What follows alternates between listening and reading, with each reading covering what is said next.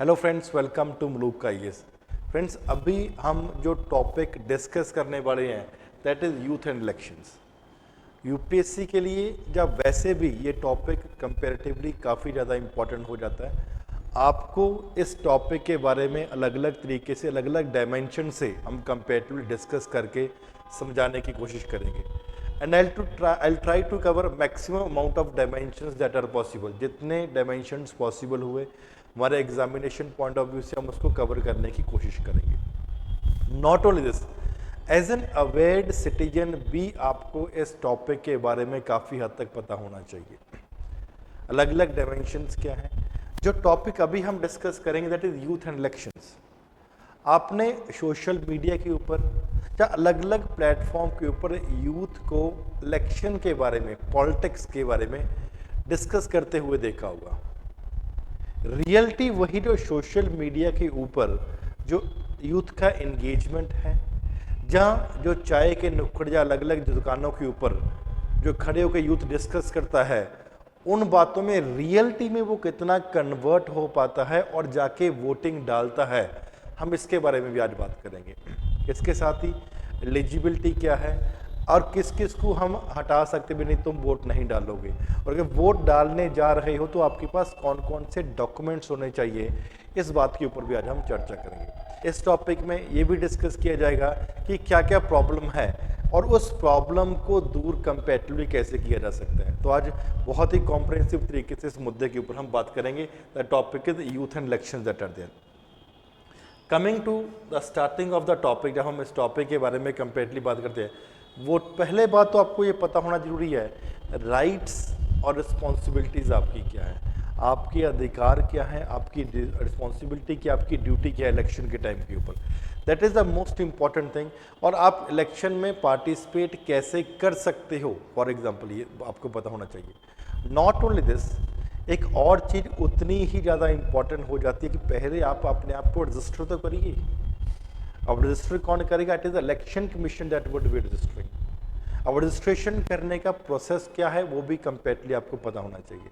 साल में 4 बार, 1 जनवरी को, 1 अप्रैल को, 1 जुलाई को और 1 अक्टूबर को, इस ड्यूरेशन में जो भी आप ऐसा लोग जो भी नौजवान 18 साल को क्रॉस कर जाते हैं, तो उनको इलेक्शन कमीशन एक अपॉर्चुनिटी देता है टू रजिस्टर देमसेल्फ इन अलग अलग समय के ऊपर। For example, they will be registering themselves, eligibility इनके ऊपर क्राइटेरिया डिसाइड किया जाएगा कि आप एलिजिबल हो। 18 साल की उम्र होनी चाहिए, साल में 4 बार करवाया जाएगा। फॉर एग्जांपल, किसी का बर्थडे आता है, आप ऐसा लगा लीजिए कि 28 फरवरी को बर्थडे आता है, तो अपना 1 अप्रैल को रजिस्टर करवा सकता है। किसी का जून में आता है, वो जुलाई में रजिस्टर करवा लीजिए। सितंबर में आता है, आप अक्टूबर में रजिस्टर करवा लीजिए। दिसंबर में आता है, फिर आप जनवरी करवा लीजिए। Therefore it provides an opportunity कि किस तरीके से आप अपने आप को एलिजिबिलिटी है, और उसी तरीके से आप कंपेरेटिव इलेक्शन में, अपकमिंग इलेक्शन में पार्टिसिपेट भी कर सकते हो। इसके साथ ही 1 प्लेस रजिस्ट्रेशन, आपने रजिस्ट्रेशन तो करवा लिया, आप एलिजिबल हो, 18 साल की उम्र हो चुकी है, आपने रजिस्ट्रेशन करवा लिया, लेकिन क्या मल्टीपल जगह के ऊपर आप अपने आप को रजिस्टर करवा सकते हो? ये जानना भी कंपेरेटिवली इंपॉर्टेंट है। आप एक ही जगह पे अपने आप को रजिस्टर करवा सकते हो। फॉर एग्जांपल, कोई एक मजदूर है, उसका यूपी से वो मजदूर है और वो काम करने के लिए पंजाब या महाराष्ट्र या हो सकता है कहीं पे भी चला गया हो, या पंजाब का इंसान कहीं कुछ काम करने के लिए किसी और स्टेट में चला गया हो। अब क्या पंजाब में, फॉर एग्जांपल मेरी पंजाब में और दिल्ली में क्या वोट हो सकती है दोनों जगह पे? नहीं। I could exercise my power of voting only once, सिर्फ एक बार ही। For example, at a 1 place, सिर्फ एक प्लेस के ऊपर ही मेरे पास पावर है कि मैं अपने वोट रजिस्टर करवा सकता हूँ। Therefore 1 place registration is there. And हम अपने वोट भी डालने के मेरे पास वोटर कार्ड है, क्या सिर्फ वोटर कार्ड होने से मैं एलिजिबल हूं? नहीं, ये बात आपको समझना पड़ेगा कि सिर्फ वोटर कार्ड होने से आपकी एलिजिबिलिटी नहीं बनती है। तो फिर और क्या करना पड़ेगा? वोटर कार्ड के साथ ही साथ आपका इलेक्टोरल रोल में भी आपका वहां पे नाम होना चाहिए। जो सूची होती है वोटर की सूची, उस वोटर की सूची में भी कंपेरेटिवली आपका नाम होना चाहिए। And therefore it comparatively becomes important. क्या वोटर कार्ड कैरी करना जरूरी है, या फॉर एग्जांपल कोई डॉक्यूमेंट कैरी करना जरूरी है, उसका ऑल्टरनेटिव क्या है वो भी आपको पता होना चाहिए। जब हम ऑल्टरनेटिव की बात करते हैं friends, it is comparatively very very important कि जरूरी नहीं है कि अगर आपके पास वोटर कार्ड है, आप वोट के लिए एलिजिबल हो, आपका नाम इलेक्टोरल रोल में भी होना जरूरी है। और एज एन आईडी प्रूफ आप फॉर एग्जांपल आधार कार्ड लेके जा सकते हैं, आप अपना अगर कोई एमएलए एमपी है वो लेके जा सकते हैं, जब मनरेगा स्कीम का जो कार्ड है वो लेके लिया जा सकता है, आप कुछ भी डॉक्यूमेंट लेके जा सकते हैं। लेकिन ration card is not one of the eligible document जिसके चलते आप वोटिंग प्रोसेस के लिए अलाउ किए जाएंगे, अगर आपका एनरोलमेंट, अगर आपका वोटर लिस्ट में नाम भी है। तो ये चीज़ आपको कंपेरेटली पता होना चाहिए कि जरूरी नहीं है कि एक ही डॉक्यूमेंट है, there are multiple documents which you can carry, out of those multiple documents only one is needed, उससे काम आपका हो जाएगा। लेकिन राशन कार्ड आपका एक डॉक्यूमेंट नहीं है जिसके चलते हुए आप वोटिंग के लिए एलिजिबल हो जाओगे, अगर आपका इलेक्टोरल रोल में नाम भी है। तो ये कुछ बेसिक इन्फॉर्मेशन है फ्रेंड्स, बेसिक नॉलेज है जिसके बारे में कंपेरेटली आपको पता होना चाहिए। फ्रेंड्स इसके साथ ही साथ आपको डिस्क्वालिफिकेशन प्रोसेस के बारे में पता होना चाहिए कि किस किस क्राइटेरिया के under a person stands disqualified, कि कब उसका डिस्क्वालिफिकेशन हो जाएगा। फॉर एग्जांपल अब डिस्क्वालिफिकेशन की प्रोसेस आपको कहाँ पे बताई गई है, it is basically told in representation of the people act. अब रिप्रेजेंटेशन पीपल एक्ट के थ्रू आपको पता लगता है कहीं कहीं पे there will be disqualification also. For example अगर कोई ब्राइब दे रहा है तो कि पैसे बांट रहा है कि चलो भाई ठीक है तुम इस पॉलिटिकल पार्टी को वोट डाल दो, तो सेक्शन 171E के अंडर उसको डिस्क्वालीफाई कर दिया जाएगा। अगर कोई अनड्यू इन्फ्लुएंस लगाने की कोशिश कर रहा है कि यार मैं खड़ा हूं मेरे सामने वोट डालूं, 171F सेक्शन 171F के अंडर उसको डिस्क्वालीफाई कर दिया जाएगा। And multiple other provisions are also being made in the representation of people act. Not only this, इसके साथ ही अगर आप मल्टीपल कॉन्स्टिट्यूएंसीज में जाके वोट डालने की कोशिश करोगे तो आप डिस्क्वालीफाई हो जाओगे। देयरफॉर आपको डिस्क्वालिफिकेशन के प्रोसेस के बारे में भी कंपेरेटली पता होना चाहिए। नॉट ओनली कि आपके राइट्स क्या क्या है, under what condition a person would be standing disqualified. इसके साथ ही friends next thing, what is the voting process that has been there. अब आप वोट डालने जा रहे हो या नहीं जा रहे हो, that comparatively becomes important. Take for example a person going over there and वहां पे जाके वोट डाल दिया और आपने गलत बटन दबा दिया। For example A political party को आपने वोट डालनी थी, गलती से बी का बटन आपसे प्रेस हो गया, तो आप वहां पे जो प्रिजाइडिंग ऑफिसर होगा उसको जाके बताओगे कि ऐसा ऐसा हो चुका है, तो वो आपको रीसेट कर देगा and you will be allowed to revote. तो आप अगर आप रॉन्ग बटन प्रेस कर चुके हो तो आपको घबराने की कोई जरूरत नहीं है फ्रेंड्स, आप दोबारा से भी अपनी वोट कंपेरेटली आप डाल सकते हो। इसके साथ ही रिफ्यूजल टू वोट, अब दो चीज है, one thing is refusal to vote, second is NOTA. इसके बारे में आपको क्लियर होना चाहिए। अब रिफ्यूजल टू वोट का मतलब क्या हुआ, आप वहां पे गए और आपने अपने आप को रजिस्टर करवाया लेकिन वोट नहीं डाली, रजिस्टर करवाया और वोट नहीं डाली, refusal to vote. Second thing is NOTA, आप वहां पे गए, आपको कोई भी पॉलिटिकल पार्टी का कोई भी लीडर वो अच्छा नहीं लग रहा, तो आप NOTA, none of the above option कोई प्रेस कर सकते हो। तो दोनों चीजों के बारे में पता होना चाहिए। रिफ्यूजल टू वोट, आप वहां पे गए, रजिस्टर अपने आप को करवाया लेकिन वोट नहीं डाली। नोटा, आपने वोट डाली है लेकिन ऐसे ऑप्शन को डाली है कि मेरे को ऊपर में से किसी भी कैंडिडेट, कोई भी कैंडिडेट पसंद नहीं है। इसके साथ ही साथ आपको अनऑथराइज्ड वोटिंग, फॉर एग्जाम्पल, इसका मतलब कि अगर आपकी जगह के ऊपर कोई और वोट डाल गया है, बहुत बार होता है ये, आपकी जगह के ऊपर कोई और वोट डाल गया तो भी आप प्रिजाइडिंग ऑफिसर को बोलो देखो यार मेरे तो सही लगी नहीं हुई, तो मैंने तो वोट डाली नहीं है, कोई गलती से वोट डाल के गया है या गलत वोट डेलिब्रेट इंटेंशन की वजह से ये वोट डाल के गया है, in that particular condition you will be allowed to vote also. इसके साथ ही साथ proxy voting comparatively becomes important. Proxy voting जैसे कोई आर्म्ड फोर्सेस वाले हैं, जहां हमारे कोई डेलीगेट्स बाहर हैं, अगर वो वोट करना चाह रहे हैं तो अपने किसी रिप्रेजेंटेटिव को कह सकते कि so and so political party को मेरी तरफ से वोट डाल देना। बट यहां पे एक बात ध्यान में रखना, a person who votes as a proxy, उसको जहां पे उस कॉन्स्टिट्यूएंसी का एक सिटीजन होना चाहिए, देन ओनली ही और she would be allowed to vote as a proxy. इसके साथ ही नया प्रोसेस क्या है, वोट फ्रॉम होम ऑल्सो। अगर आप वोट फ्रॉम होम का प्रोसेस क्या है, अगर आप 85 ईयर्स की एज के अब हो, 85 ईयर्स की एज के अब हो, तो भी आप फॉर वोटिंग फ्रॉम होम कर सकते हैं। जहां 40% से ज्यादा डिसेबिलिटी है आप में, then also you are allowed to vote from home. तो ये दोनों चीजों के बारे में पता होना चाहिए। वोट फ्रॉम होम क्या है, किस कंडीशन में हो सकता है, और प्रॉक्सी वोटिंग फॉर एग्जांपल कंपैरेटली कब हो सकती है। इस वोटिंग के प्रोसेस को सिंपल तरीके से एक बार रिकॉल करते हैं।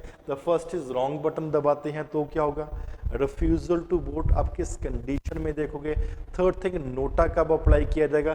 फोर्थ थिंग, अनऑथराइज्ड वोटिंग को कैसे डील किया जा सकता है। Fifth is press for proxy voting and six is vote from home. इस वोटिंग के प्रोसेस को कंप्लीटली आपको अच्छे तरीके से पता होना चाहिए। Now there have been various malpractices also. आपने बहुत बार देखा होगा यहाँ पे ये गलत काम हो रहा है इलेक्शंस के टाइम के ऊपर।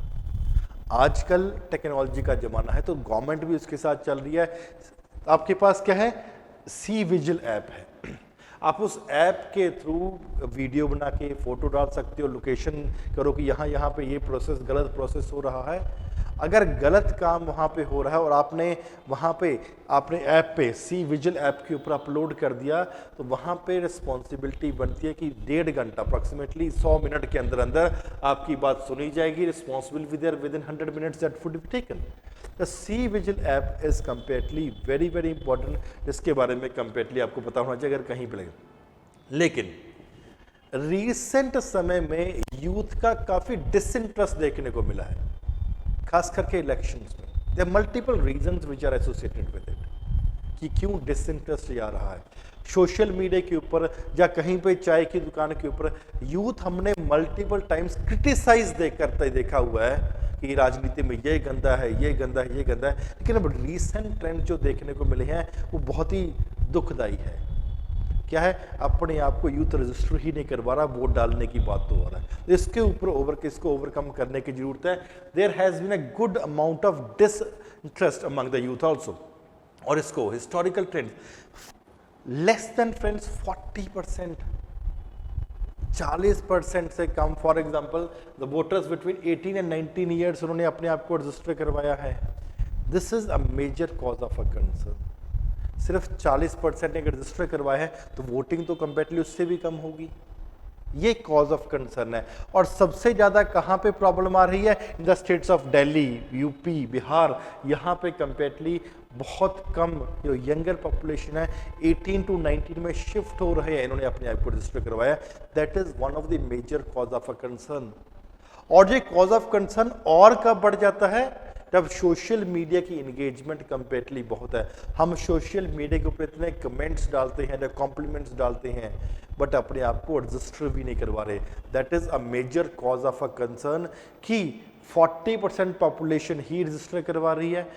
सो called good areas for example जैसे दिल्ली इज कहा जाता है कि कंपेरेटिवली यहाँ पे लोगों में अवेयरनेस ज़्यादा है, या बिहार या यूपी, इन स्टेट्स में यहाँ पे यंगर पॉपुलेशन कंपेरेटिवली फ्रेंड्स बहुत एक बड़ी तादाद में है।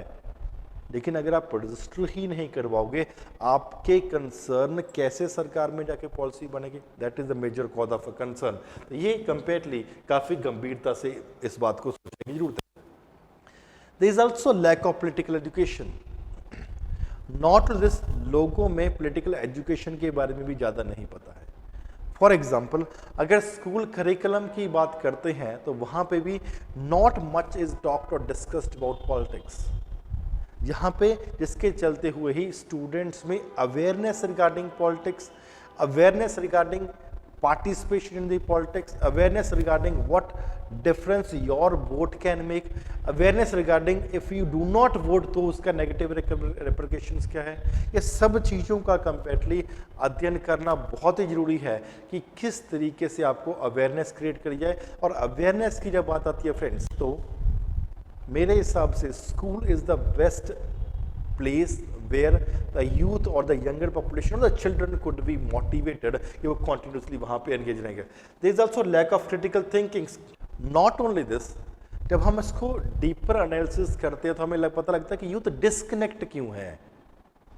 यूथ को ये भी कहीं ना कहीं लगता है यार हमारे रिलेटेड तो पॉलिसी बन ही नहीं रही है, That is one of the major issue. For example, absence of the youth centric agendas that are there. उनको लगता है अलग अलग पोलिटिकल पार्टीज, जब आप बहुत सारी डिबेट्स देखते होंगे, कौन सी ऐसी पॉलिटिकल पार्टी है मेरे को बताइए तो यूथ के ऊपर कंपेरेटली फोकस है, यूथ के लिए हम ये करेंगे ये करेंगे ये करेंगे। इलेक्शन एजेंडा होना एक बात है, उसको कन्वर्जन फाइनल आउटपुट में होना दूसरी बात है। How many political parties are there जो कंपेरेटली सीरियसली यूथ को कैपर करने की कोशिश कर रहे हैं, कैपिटलाइज करने की कोशिश कर रहे हैं, और वही चीज उनके एजेंडाज में भी कंपेरेटली रिफ्लेक्ट हो रही। The problem this inadequate representation is another issue. For example, normally जब आप कोई भी जॉब करते हैं, you retire at an age of 60 years। Exceptions are there, आप 60 साल की उम्र में रिटायर हो जाते हो, लेकिन अपने नेता देखो कि हमारे वो 55 साल का है, 60 साल का है, 50 साल का है, अभी भी यंग लीडर्स हैं। उनकी ओल्ड एज शुरू ही 70-80 साल में जाके होती है। That is a major cause of a concern. जैसे वाजपेयी साहब, he was very old when he became the prime minister 80s। Prakash Singh Badal हो गए, he was very old and continue to be. Manmohan Singh हो गए, and multiple other leaders are also there. यहाँ पे younger population को लगता है यार हम कब इसमें एडजस्ट हो पाएंगे। Therefore, they seem to be disinterested in politics also. Therefore, it is a very important that youth के लिए पॉलिसी कंपेरेटली सही होनी चाहिए, उनका रिप्रेजेंटेशन भी होना चाहिए, and there is also lack of engagement also. Limited opportunities which are there. Limited opportunities in the context of policy formulating. Limited opportunities in the context of taking the final decisions that should be taken. तो यहाँ पे एक youth को कंपेरेटली देखने की जरूरत है कि डिसइंटरेस्ट हो रहा है तो क्यों हो रहा है, और उसको ओवरकम कंपेरेटली किस तरीके से किया जा सकता है। नॉट ओनली दिस, ये भी एक चीज है सोशल प्रेशर। अगर कोई बच्चा कहे कि यार मैं राजनीति में जाना चाहता हूँ, राजनीति तो गंदी बात है। पहले ही बात तो हर पेरेंट के सोसाइटी में ये दिमाग में है कि नहीं, मैं अपने बेटे को doctor, engineer, CA, IAS IPS बनता हुआ देखना चाहता हूँ, मैं नहीं चाह रहा कि मेरा बच्चा राजनीति में जाए। राजनीति गंदी जगह है, this is a place not for the good people. एक सोशल प्रेशर है, तो इस सोशल प्रेशर को भी कंपेरेटली समझने और टैकल करने की जरूरत है। क्यों यूथ डिसइंटरेस्टेड हो रहा है, तो सामाजिक प्रेशर भी कंपेरेटली काफी negative perceptions are there focusing. Not only this, एक और चीज नेगेटिवली एसोसिएटेड इसके साथ है। ये कहा जाता है और कुछ हद तक काफी हद तक ट्रू भी है कि पॉलिटिक्स में तो बहुत पैसे की ज्यादा जरूरत है, पैसे के साथ आपको मसल पावर की भी जरूरत पड़ती है।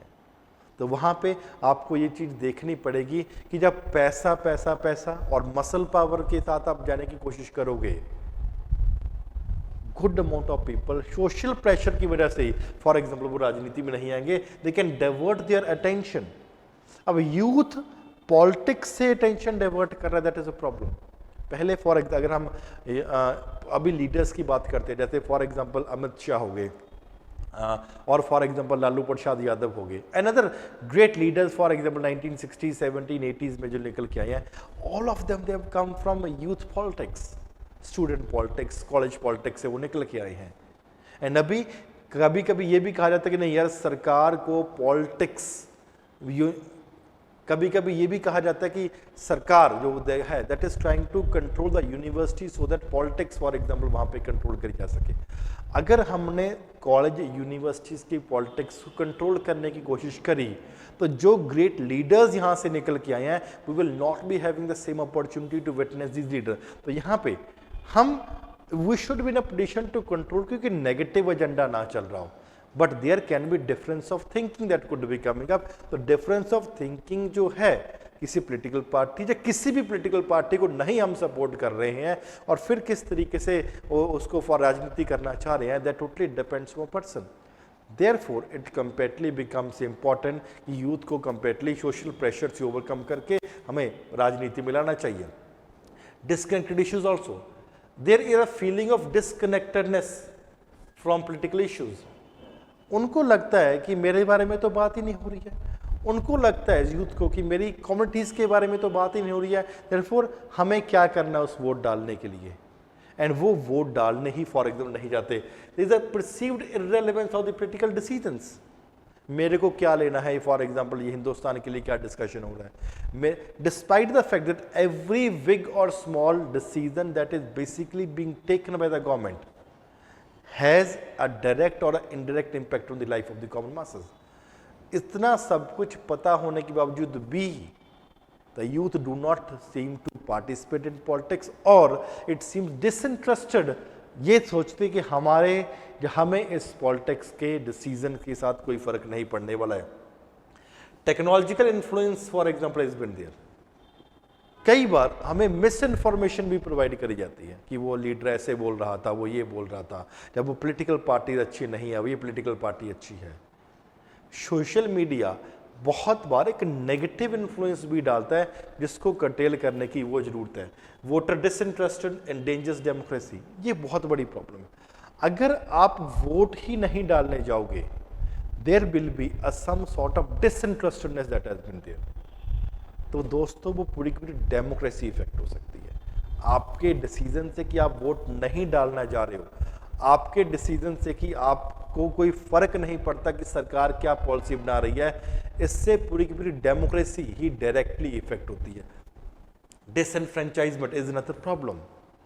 आप वोट डालने जा रहे हो, बहुत बार ऐसा भी होता है कि आपका वोटर लिस्ट से नाम ही कट कर दिया कि legally for example you are not allowed.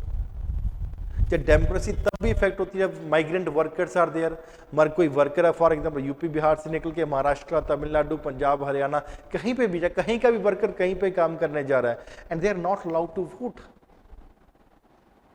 तो वहां पे भी एक कंपेरेटली प्रॉब्लम है जिसके लिए यूथ भी इफेक्ट हो रहा है। एंड परपेचुएटिंग एक्सक्लूजन, एक्सक्लूड कर देते हैं फॉर एग्जाम्पल इस पर्टिकुलर कम्युनिटी को, नहीं हम तुम वोट नहीं डालने जाओगे, वोट डालोगे तो दंगे हो जाएंगे। विमेंस को फॉर एग्जाम्पल हम बहुत बार एक्सक्लूड, नहीं तुम छोड़ो, तुम घर पे रहो, वोट में इंस्टॉल कराएंगे। Excluding a community, a particular section of the population could negatively affect the democracy in India, and that is very very important. Questioning the legitimacy, तो ये पूरे प्रोसेस से हम पूरे का पूरा क्या है कि legitimacy ही क्वेश्चन हो रही है। Is it the elections that are being held, और जो जीत रहे हैं, are they the true representative of the common masses at a whole or not? That's questionable. अगर आप एक सेक्शन ऑफ पॉपुलेशन को, एक जेंडर को वोट नहीं डालने दे रहे हो, जब वोट डालने से उनको रोक रहे हो, is it not affecting democracy to a greater extent? तो इसके बारे में कंपेरेटली हमें सोचने की जरूरत है। Not only the problems friends, we also need to know इसके साथ इश्यूज क्या है, इश्यूज के डिस्कशन के साथ इसका आउटकम क्या निकल के आने वाला है या आउटकम क्या है, उसके बारे में भी कंपेरेटली आपको पता होना चाहिए। एक तो जो डिसएंगेजमेंट लग रही है कि द पीपल और younger population is not been engaged into decision making, allow the younger population to be a part of the decision making process. जरूरी नहीं है कि 60-70 साल वाला बंदा ही मिनिस्टर या प्राइम मिनिस्टर बने। If a person is capable, 40s-50s में भी फॉर एग्जाम्पल वो हाईएस्ट पोस्ट को ऑक्यूपाई कर सकता है। Let more and more of the people, of the youth participate in the politics, and through social media and various other websites also, we need to help youth overcome the social pressure also, कि राजनीति बुरी चीज ही नहीं है। अगर आप राजनीति में आओगे then only you will be allowed to change the function। जिसको आज आप क्रिटिसाइज कर रहे हो, अगर आप राजनीति में आ रहे हो, it completely become possible कि उसको चेंज भी किया जा सकता है। Another step that can be taken is for example school level के ऊपर, वहाँ पे अवेयरनेस क्रिएट करना फ्रेंड्स बहुत ज़्यादा जरूरी है।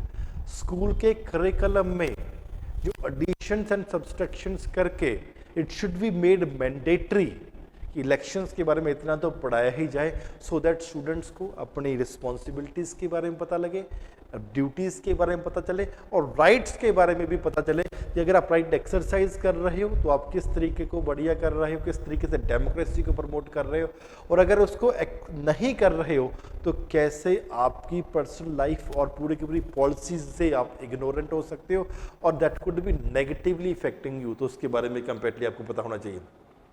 There should be platforms also, which should be, youth should be raising their voices also. We need to break free from the cycles of disenfranchisement. जो हम टारगेटेड किसी को, यार ये तो XYZ पॉलिटिकल पार्टीज को ग्रुप ये वोट डालेगा, इसको हमें साइड पे किया जाए, किसी न किसी तरीके से मुझे पता है कि ये बंदा वोट डालेगा XYZ पार्टी को, इसकी वोट ही डिस्क्वालीफाई कर दो। दिस डिसएनफ्रेंचाइजमेंट का जो प्रोसेस चला हुआ है, इस डिसएनफ्रेंचाइजमेंट के प्रोसेस को भी ओवरकम करने की जरूरत है। That also becomes comparatively very very important. Active participation could be there, focus on the state with larger population, खास करके भी जो यंगर पॉपुलेशन जैसे यूपी है, बिहार है, यहाँ पे जनरेशन जो नेक्स्ट न्यू जनरेशन है ये क्या सोच रही है। अगर इतनी बड़ी पॉपुलेशन का रिप्रेजेंटेशन नहीं होगा, जब आप पॉलिटिक्स में पार्टिसिपेट नहीं करोगे, there would be a negative thing that would be there. इस चीज को ओवरकम करने के लिए फ्रेंड्स ये जरूरी है कि this generation that has been there, जो लेटेस्ट न्यू जनरेशन आ रही है, how they are thinking and how they could be influencing and what steps could also be taken by the state government, by the central government, and कैसे उनको राजनीति में लाया जा सकता है। इसके साथ ही फ्रेंड्स यंगर पॉपुलेशन को हमें सेंसिटाइज करना पड़ेगा।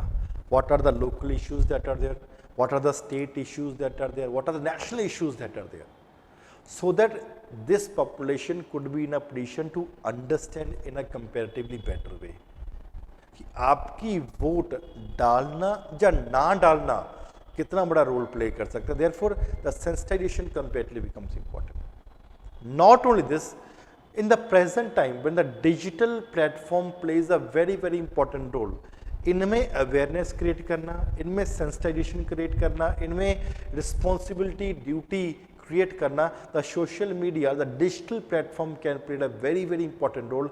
इसके साथ ही में डिजिटल प्लेटफॉर्म को भी और ज़्यादा प्रमोट करना चाहिए। इसके साथ ही फ्रेंड्स जो यंगर पॉपुलेशन इतनी ज़्यादा ऑनलाइन रहती है, इतनी ज़्यादा डिजिटल प्रेजेंस है, हमें कुछ ना कुछ नए डिवाइस तरीके करने पड़ेंगे। कैसे कि ऑनलाइन वोटिंग हम किस तरीके से अकोमोडेट करके अपने वोटिंग प्रोसेस में ला सकते हैं। तो इस डिजिटल जनरेशन को ऑनलाइन वोटिंग से भी जोड़ के हम नया एक इतिहास रख सकते हैं कि ज़्यादा से ज़्यादा पॉपुलेशन कंपेरेटली पार्टिसिपेट करे। तो फ्रेंड्स दिस इज द एक कॉम्प्रहेंसिव अंडरस्टैंडिंग जो आपको यूथ एंड पॉलिटिक्स, जो आज बहुत ही इम्पॉर्टेंट मुद्दा है, जिसके बारे में पता होना चाहिए। हमने कॉम्प्रहेंसिव तरीके से इसको एनालाइज किया है and it is important. UPSC के लिए तो इम्पॉर्टेंट है ही है, इसके साथ ही सोशल इश्यूज जो आम सोसाइटी में आम बातें करते हैं, वहाँ पे भी इसका बहुत ही बड़ा रेलेवेंस है। Thank you very much friends, take care of yourself.